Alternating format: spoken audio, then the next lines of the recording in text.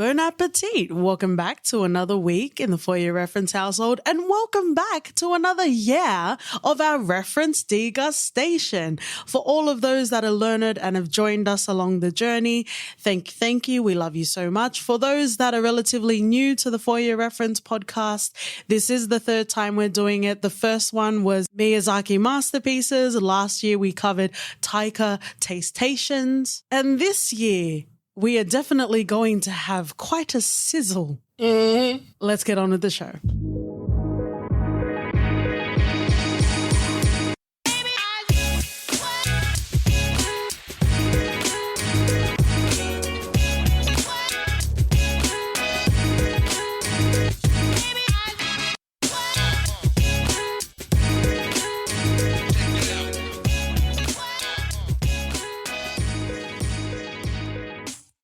Howdy, friends and stuck in the middle lovers. Welcome back to the For Your Reference podcast. You got your host, Katie. And Dottie. Suit up, watch your back, and always remember to tip. Color Me Bad with Reservoir Dogs this week. We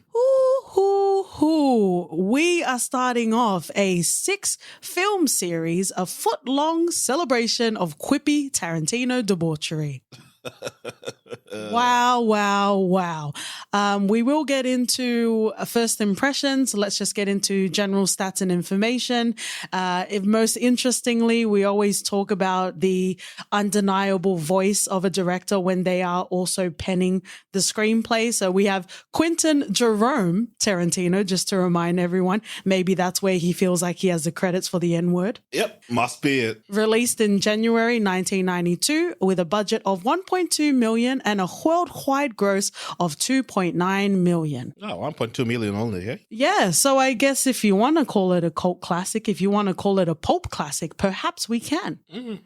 In way of cast, obviously, in the time, contemporary to the time, just in general, we have quite a lot of mavericks in this cast, but just generally, Harvey Keitel, Tim Roth, Michael Madsen, Chris Penn, Steve Buscemi, Lawrence Tierney, and wow.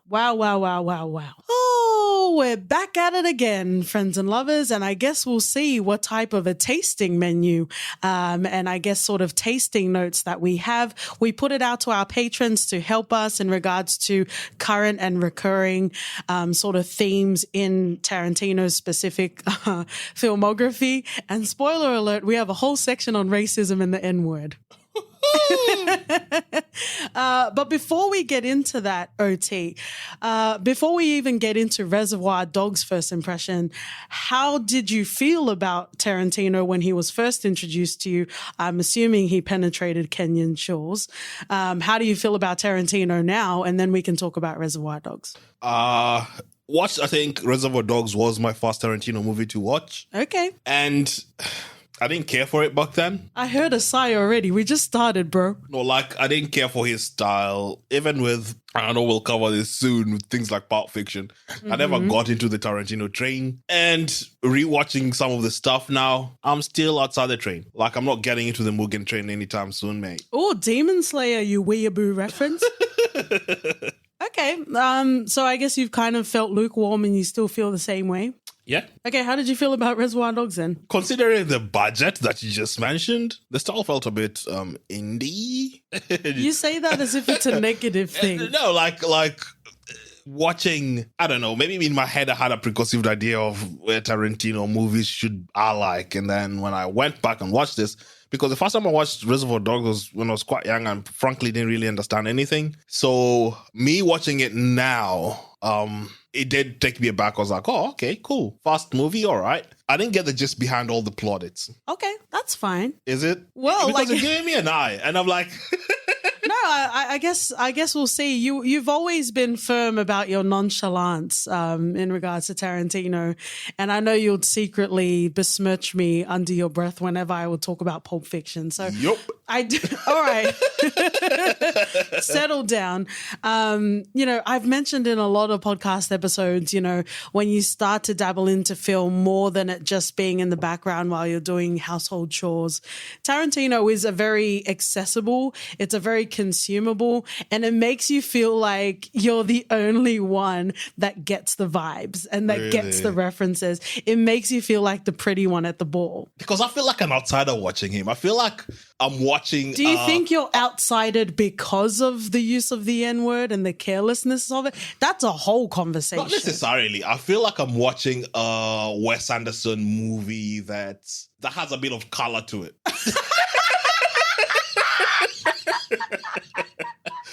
So are you saying on the pendulum of whiteness, Tarantino is like he's like accessible Wes Anderson. and it's fine. Everyone has their own flavor. I just never really got into his quirkisms and all. Like you needed more than that? I needed more than that. And people will say like, oh, Pulp Fiction, and the one that we saw recently.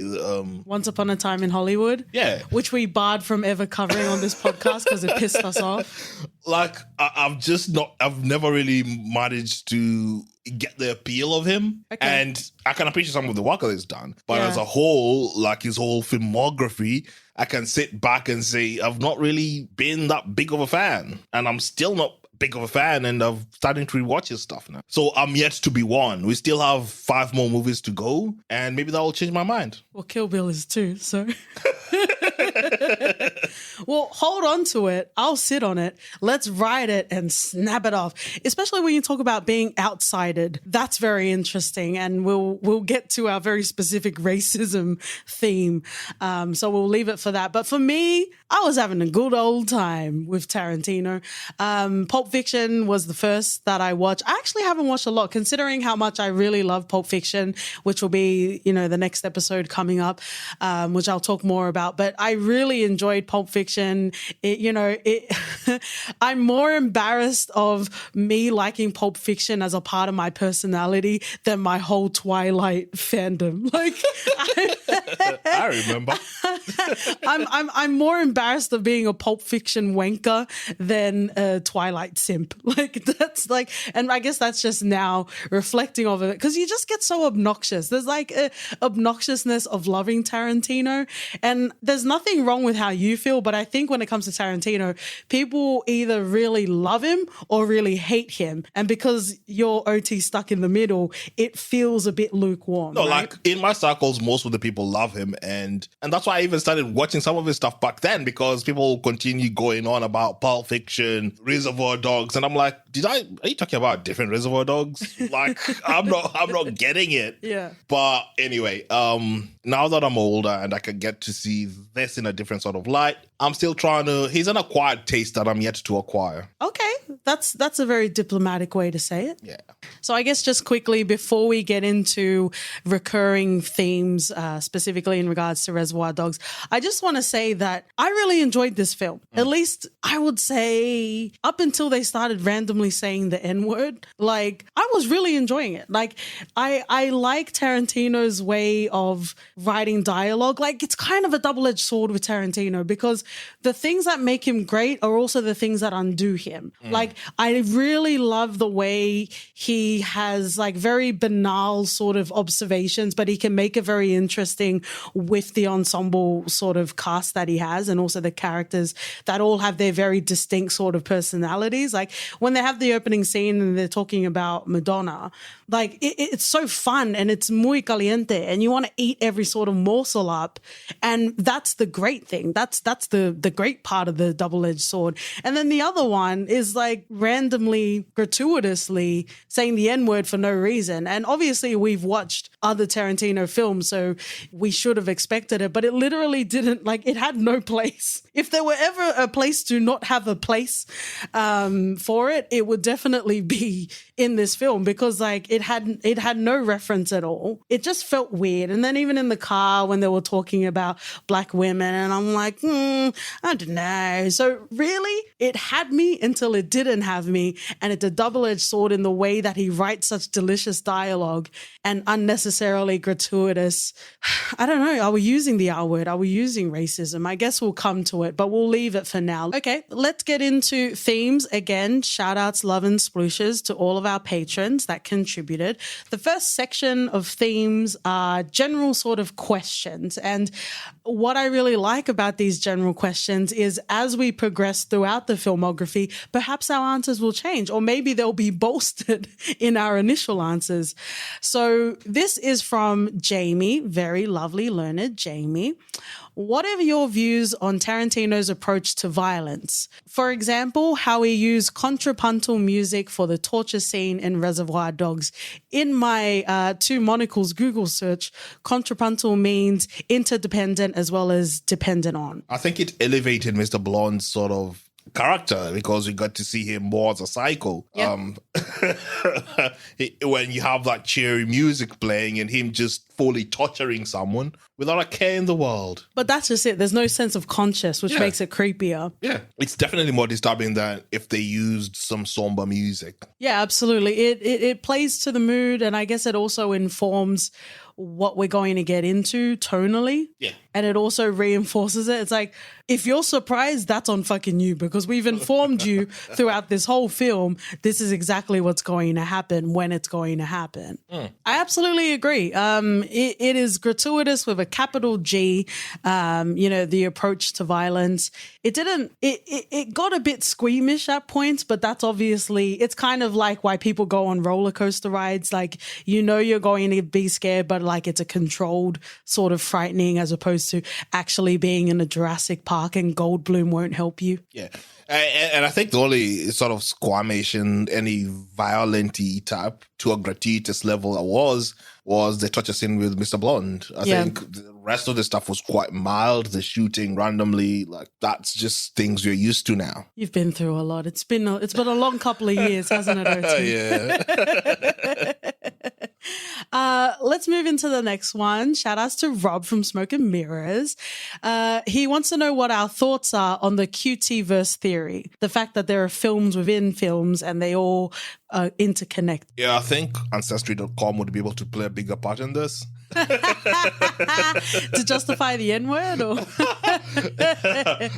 people are related as fuck in his movies. So I think the most common one is Mr. Blonde to Vincent Vega, isn't it? Uh-huh. Yeah. Out of the top of my head. Hey, you're pretty good. You should have a film podcast. Shouldn't I, eh?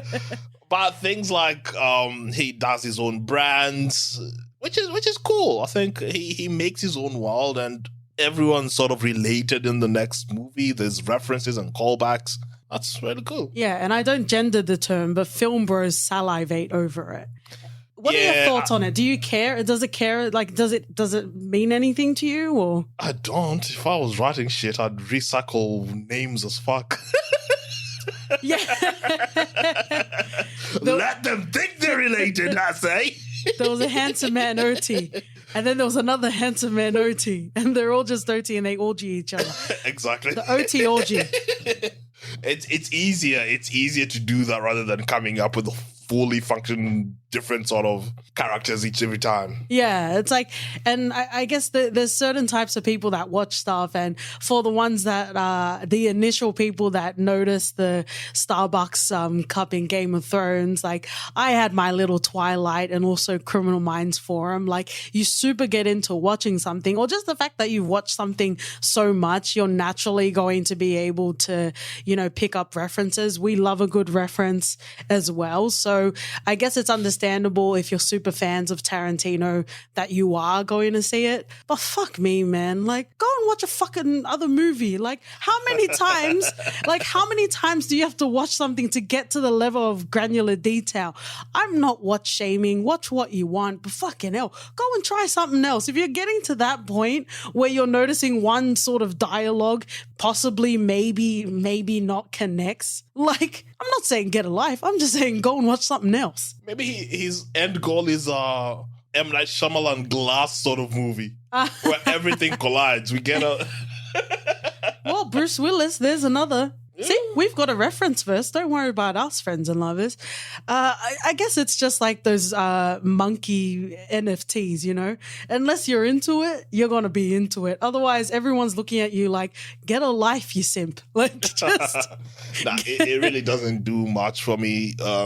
I have to give him credit for some few things that he's done as well, with his consistency in all the movies that he's done. I think they're bigger, more than just names and things put here and there. So yeah, and I'm not going to yuck your yum, but also go and try other yums, friends and lovers.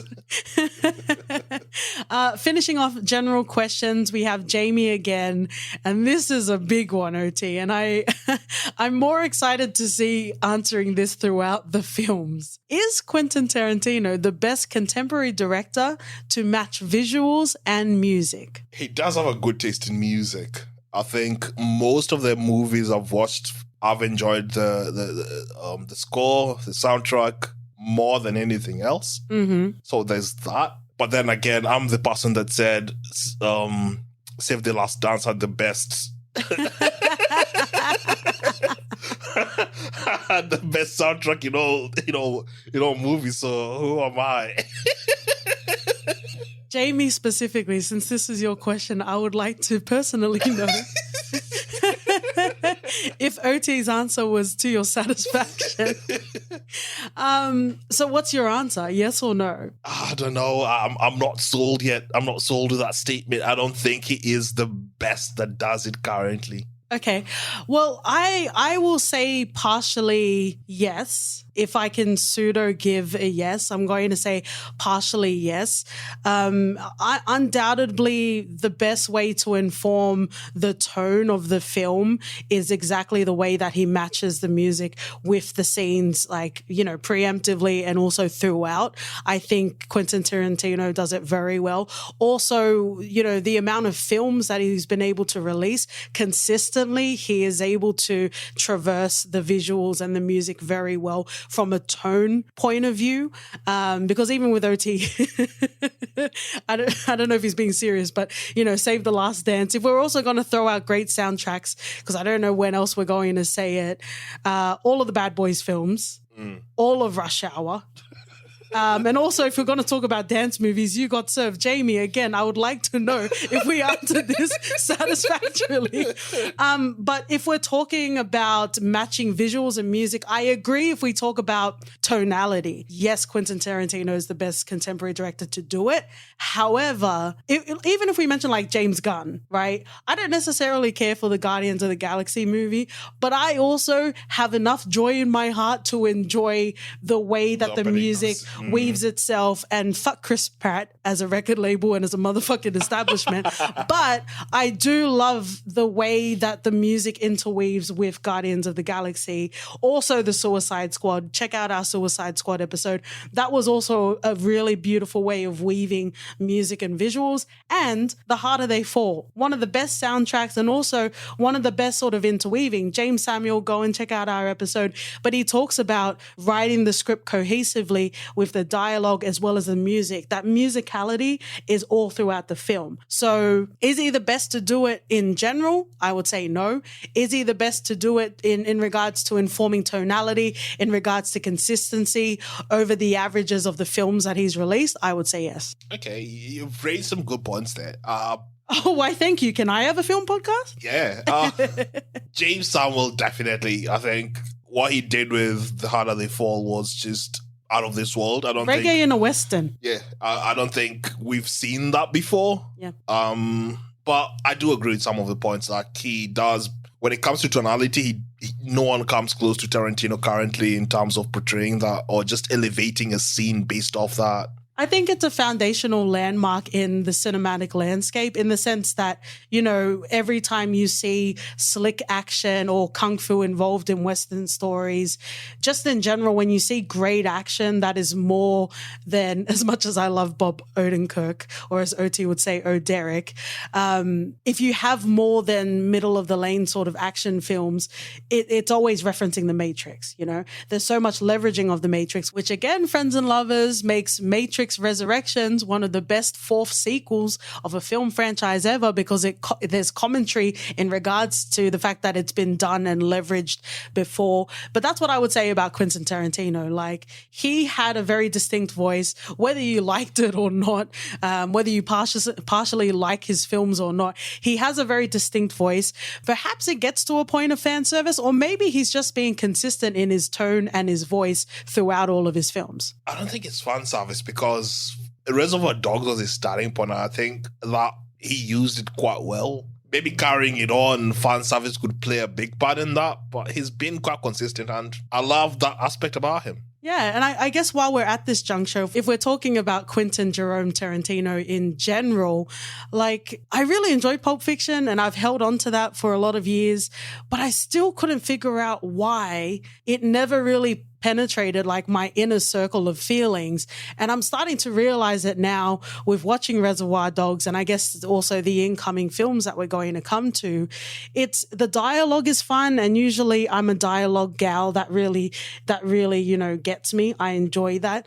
But it misses a lot of heart. Like, you can tell that Quentin Tarantino does not care about his characters. It's more about what's going to serve the tonality, what's going to serve the music, what's going to make a great film. So that's not necessarily a bad thing. But for me, I do like the considered care that you do care about whether the characters are going to fall out in one way or another.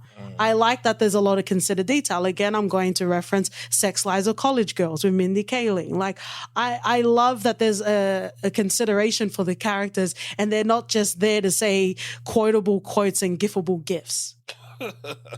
And I think that's what's missing for me in Reservoir Dogs. And I guess we'll see how I feel with Pulp Fiction. It's fun. It's absolutely fun, but there's not a lot of heart in it. It's kind of like whether you choose to or not, you end up at a social event, perhaps a party, and you meet someone and they're so fun and they're so interesting, but you never really want to connect to them on a day-to-day basis after that. It's a moment, you enjoy it, but you don't want to tell them all of your deepest, darkest secrets and become best friends forever. Yeah, so like Rick and Morty superfans. Szechuan of it all, thank you. You're coming with a lot of, again, non-gendered film bro references, OT. What Reddit thread have you been radicalized by? Let's continue on to the next section of themes. We have direction/stylistic choices. This is coming from Ben. At what point does Quentin Tarantino's stylized, hyper-aware of itself dialogue become a hindrance to the film rather than part of the magic/charm? Ding, ding, ding. I think that's it for me. And that's one of the biggest reasons why I was so blasé watching Reservoir Dogs again. Okay. I think part of it was I can hear what they're saying. I understand the situation. But I don't care about any one of them. Yep. It was pretty clear who was undercover, and everyone else was just playing dumb for the sake of delivering quotable lines. And I think at that point, even before the N-word started flying around, I was like, yeah, cool, I get it. I think that's his biggest thing for me. It's always just about, how am I going to deliver this the best way possible? Rather than, just like what you said, it sacrifices a bit of their characters as well. Yeah, right? Yeah. Because most of the time, I really don't care.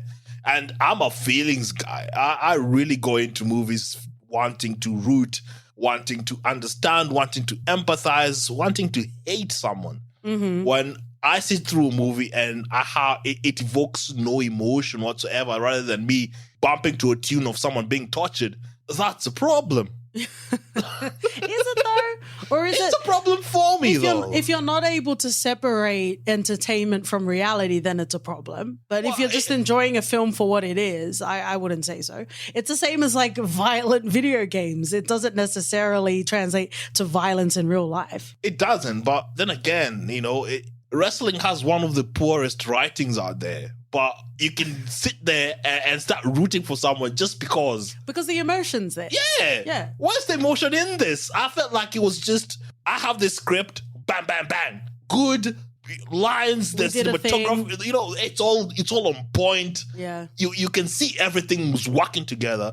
There's the cohesiveness and the cogs running, but the guy pushing the machine doesn't give a fuck. So why should I give a fuck? Yeah, but I guess maybe people don't care for that. But personally, and obviously you're saying as well, OT and his Drake feelings right now, we care about it. We want to care about the characters. And a lot of the times where we really have to like Bruce Willis, other Die Hard reference, like crawl through the broken glass, is when we don't fucking care. Yeah, like at the scene where it was revealed that Mr. Orange was, the undercover and the body, he's a good guy, but the body in the group, I was like, yeah, I knew it. Yeah. It was fucking obvious. Yeah. But that's not even the point. The point isn't the predictability. It's the care factor. Outside of Mr. Pink, who I sort of started caring about just because he's the only one that had reason.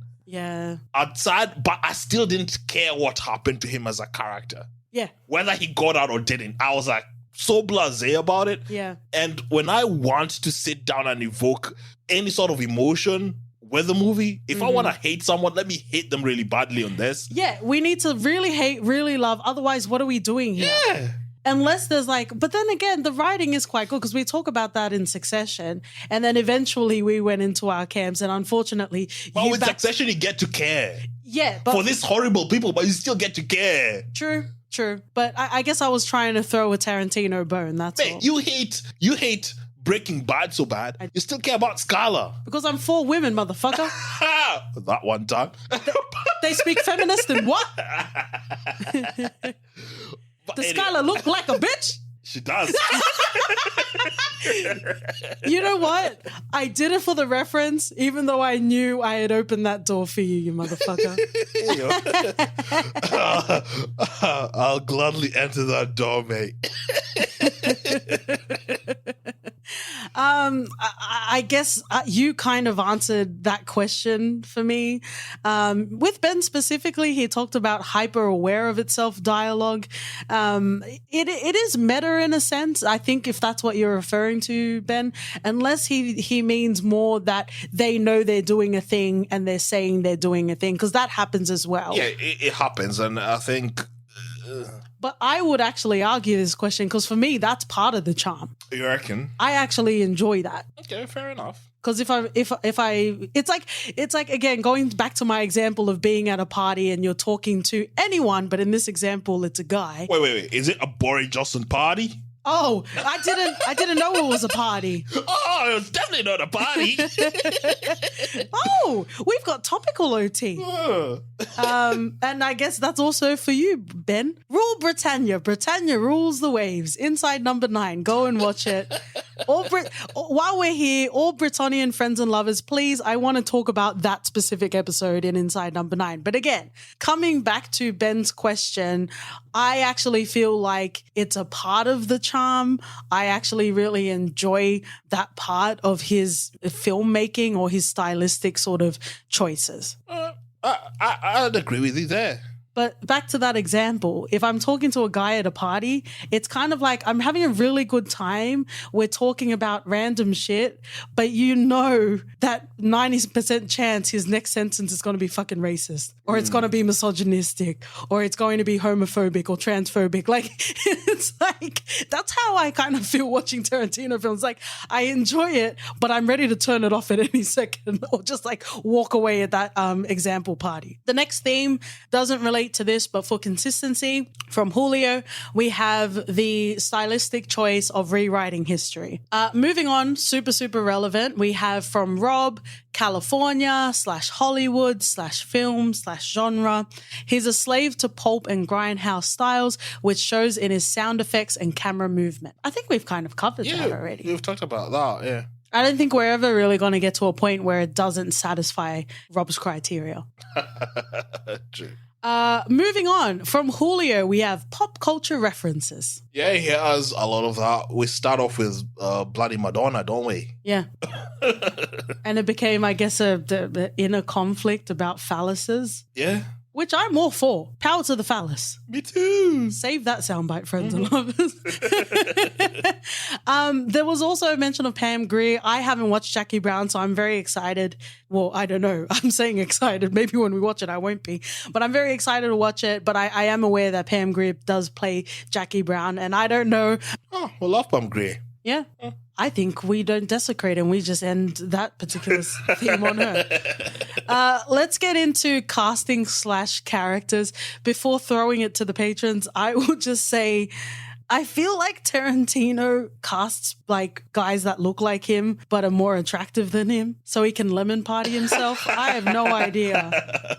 Like, how did you find all of the brown-haired white men in Hollywood? Or is that kind of the garden variety at the time? Can I ask you this question, though? So is this a safe space? It's not comfortable, but it's safe. Yeah. Do you think it's a crutch to continually use the same people in all your movies? Well, I guess the return of that question is would you be bothered seeing Leigh Keith again in another Jordan Peele joint? Well, we're getting to see Daniel Kaluuya in another Jordan Peele joint soon. Yeah, so. But I didn't want you to come for my king.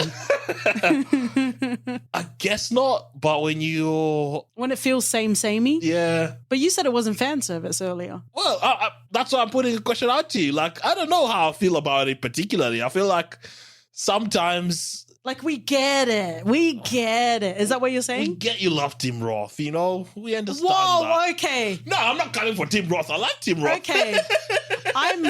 I'm all about honesty, but OT, this is where I say lie to me. Reference, Tim Roth reference. Oh, you really came. You could have mentioned Christopher Walken. You could have mentioned Samuel Jackson. Like, you just went. Wow. I'm kicking you out of the Tim Roth fan club. And that's why I asked you if I should ask, because I don't know how you feel about it. Well, I said it was a safe space. I didn't say it was comfortable. Let's get into the comfortable places of our patrons, if you're nasty. And the first casting / characters are from Julio and Brent. Feet! I want to also put it on the record that in Brent's feet comment, he specified women feet, but just feet in general. I don't know if we satisfied the fetish in this film. I don't think so, but I think it makes an appearance soon after. In Brent's comment, he also said, you know that the women's feet is coming and Quentin Tarantino is too. Yeah, like, there's so much feet shot you can get, mate. Like, you have to go out of your way. Okay, but like it's fun to make fun of it, but also at the same time, we don't really say the same thing about tit shots and ass shots, do we? So just let him have his feet, I suppose. We sort of do now because we know what's going on behind the scenes. They're good to it, yeah. Yeah, like if everything was above board and someone didn't feel like they had to, they weren't, like there's a lot of stories coming out. Yeah, Rita Farr from Doom Patrol, because I'm keeping it light about a TV show. Well, we hear stories, right? Like, people are made to feel uncomfortable to the point where they don't feel like they have a choice, and that's all right. So okay, but we're not kink shaming a foot fetish. No, you can have all the feet fetish you want. It's just weird. We're all partial to a vajenko, friends and lovers. Let's move on to Rob. I don't know if we have, but his particular theme for casting and characters is the reluctant hero. Nah, would it be Orange? Would it be your smelt him a mile off, and he was not reluctant at all. Would it be Mr. White? So you don't think we have a reluctant hero, at least in this instance? Well, the only person you could classify as a hero is Mr. Orange. And, outside of Mr. White trying to get to be pen pals and best friends, BFFs with Mr. Orange. Yeah, like, because I know we talk a lot about loyalty and how important it is, but that was unfounded. Mate, he's a bloody stranger you just And he met told your randomly. name, yeah. We thought Caffrey in Harder They Fall was too quick to get emotionally attached to people. Yeah. But hey, we had not met Mr. White. Yeah. Oh, yeah, absolutely. Stand back, mate. Like literally to your own detriment, bro. Mate, he killed people he knew. His boss, his best friend apparently, for Mr. Orange. Yeah. Oh, man. To spend 30 minutes in a car with someone can change your life. The next theme that we have is from Julio, casting old favorites and reviving their careers. Harvey Keitel comes to mind for me. Yeah, I think Harvey Keitel is the one in this. But yeah, I think he was, outside of his character being ridiculous, I think he performed it quite well. He brought a lot of presence to the film. Presence and no sense.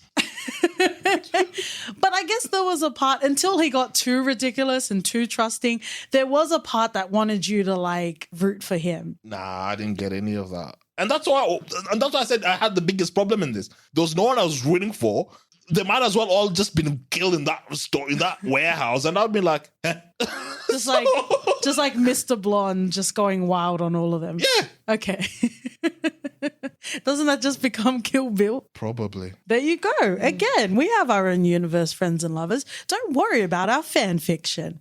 Okay, so let's get into the tasty last section of themes. I put racism. Mm-hmm. It's essentially the N-word. So we're going to start off with Brent, and he has a specific comment in regards to Reservoir Dogs, which will also feed into discussion. So every time I show one of his movies to someone that hasn't seen them, I always wait for the moment he or someone else drops the N-word to see how they react. My grandmother back in the day walked out of the room when I showed her Reservoir Dogs, so she wasn't fucking with it.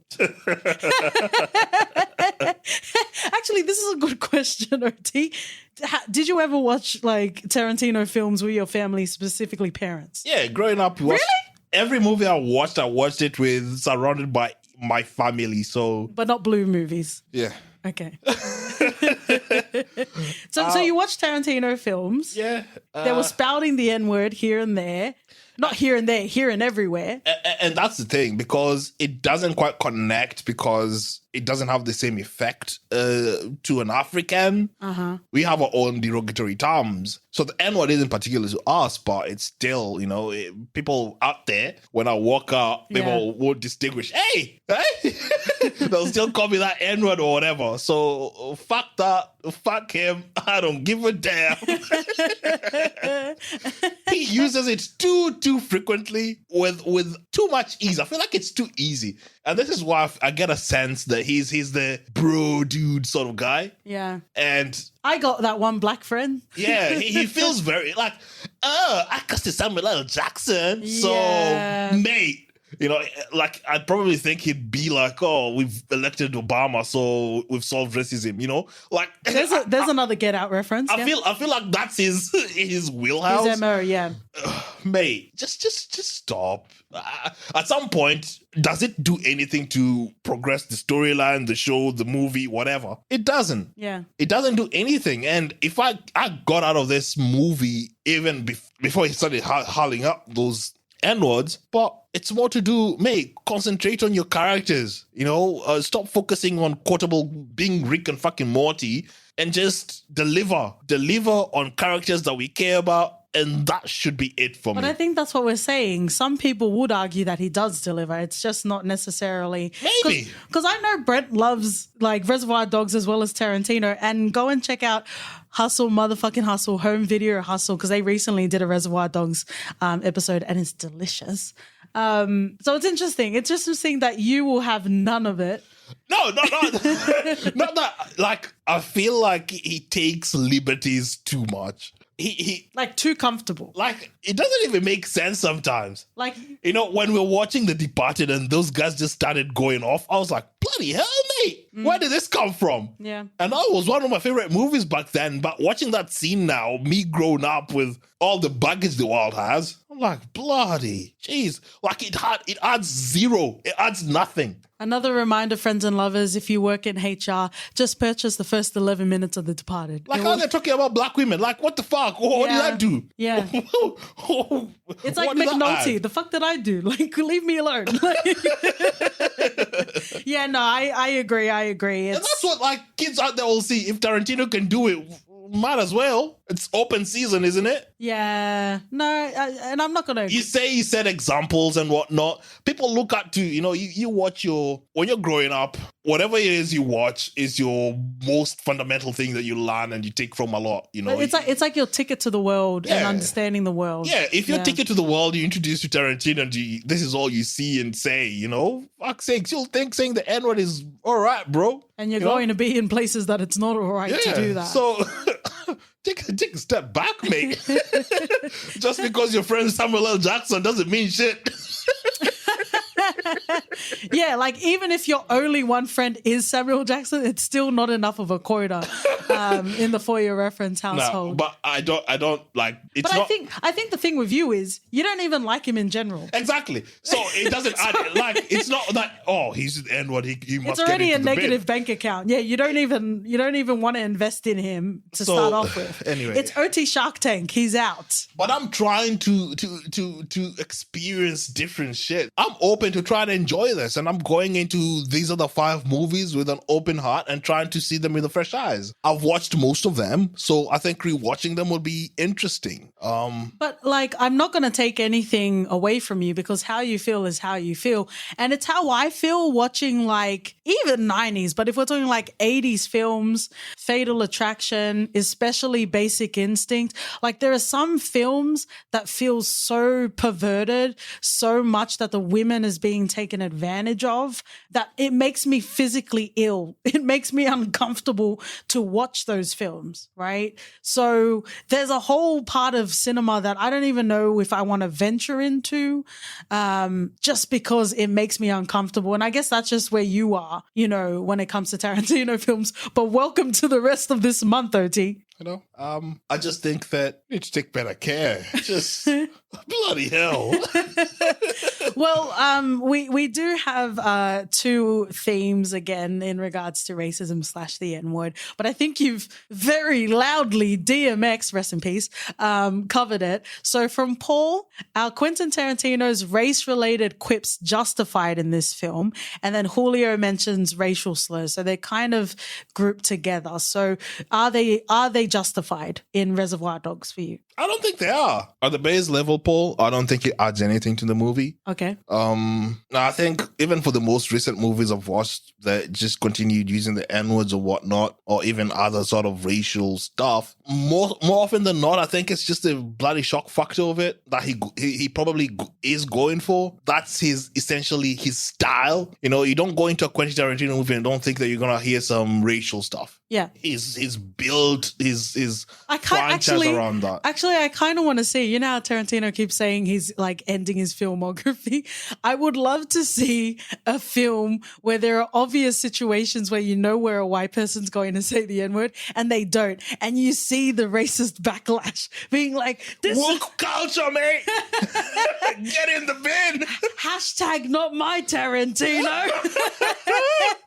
Why does it get in the way of my racism? They'll stand in their yards with the Tarantino Blu-rays and ban them. Anyway,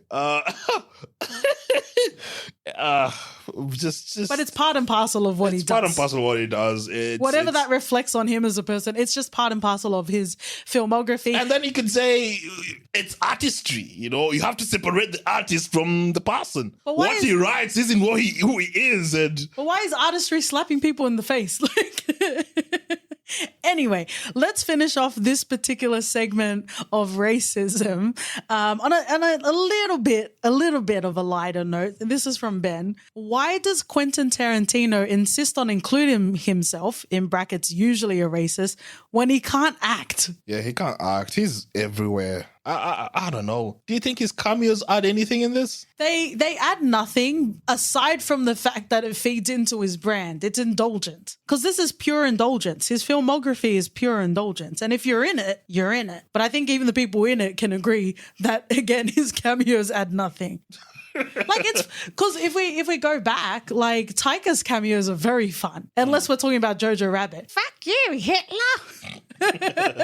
No, but it's so much fun seeing Taika in his own films. But yeah, I guess going back to Ben's question, why do you think he insists on it? I think it's just his ego. Because he can. Feed the ego monster. I think it's pretty much that. Yeah. I don't know how, OT. I can because I will because I can. Yeah. That's it. I don't know how, but this feels like we're in a Rick and Morty episode. It does. It's the last day on Earth and I'm fucking my dad. I'm so glad the world is ending because I'm fucking my dad. And I guess coming back to it, what I said initially about like now figuring out why I don't really love Tarantino as much as I love other writer directors. I love South Park. Like, I know a lot of people shit on South Park, but South Park shits back on you if you're nasty. Because of the commentary, as well as like Archer, and I guess on a lesser extent, Family Guy. But there is always some sort of heart in there. There is some sort of like intention. It's not just to be an asshole about it, which I kind of feel like this is where we traverse these worlds. But let's finish off. Do you have anything to say generally about Reservoir Dogs? It started off quite promising. I think the shortcomings we've discussed just threw me off a bit. Yeah. They make me really want to care, and that's sad because I thought at the end of it there was something there. Uh-huh. There was something there, and people probably use it as a template now, so good on him. Yeah, suppose. Ben shared his thoughts specifically about Reservoir Dogs. More of a personal opinion, but I'll be keen to hear your thoughts. Tarantino's best film is Reservoir Dogs. Why? Forced restraint, low budget, single location for the most part, and a reliance on dialogue. His best and finest work, or finest is a strong word, Ben, ever since then has failed to live up to his inaugural work. Intimate, well-told stories are better than showy, glitzy nothingness. But I would say Tarantino is showy, glitzy nothingness. Yeah, that's just like the budget to be glitzy. So it's just showy nothingness. Well, thank you, Mr. Nobody from Doom Patrol. Welcome. I guess while we're here, and we'll mention it for those playing at home, Reservoir Dogs, Pulp Fiction, Jackie Brown, Kill Bill, Inglourious Bastards, patron pick, and then Django Unchained. Where does Reservoir Dogs sit for you? Probably one of the top ones. Yeah, without having seen quite a lot of what we're going to cover, I would say it's at the top. Do you think it's above Pulp Fiction for you at the moment? Yeah, I think it is. All right. Well, there you go. Whoever knows, friends and lovers. Before we finish off, we do have a comment about another film, and this is from our lovely Brandy. Don't hate me. Okay, so I guess I wonder Brandy. Well, I don't even know what this film's about. So don't hate me, but Death Proof is a masterful show of girl power. Oh, now I know why she said don't hate me. And the unwillingness of women to be victims of men's bullshit. Oh. I don't know, Brandy. That just sounds like Undercover Brother to me. Oh, wow. Eddie Griffin. I don't think anyone's mentioned that name in ages. Yeah, I'm going to conjure him. On my black Twitter Ouija board. Mm-hmm. Wow. You know what, friends and lovers? This is interesting because for the last two reference degustations, we were guaranteed to have a good time. Mm-hmm. And I guess we're doing this to be accessible to you motherfuckers. Do they speak accessible in what? For our patrons specifically, interestingly enough, OT had two options for the director we would be covering. And the fact that he chose this director would, I guess, tell a lot about who we didn't go with. Usually we would end off in our segment for your reference, but the reference will be everything that we'll be covering this foot-long month. Mm-hmm. If you would like to potentially ask for but not receive OT's feet pics on Twitter and Instagram, we're at For Your Ref Pod. Write us an email at hello@podcast.com. We're also on Please Get More Than One Black Friend and More Than a Token podcast. If you'd like to leave a rating and review. And we'll see you guys in the next episode. See ya. Bye.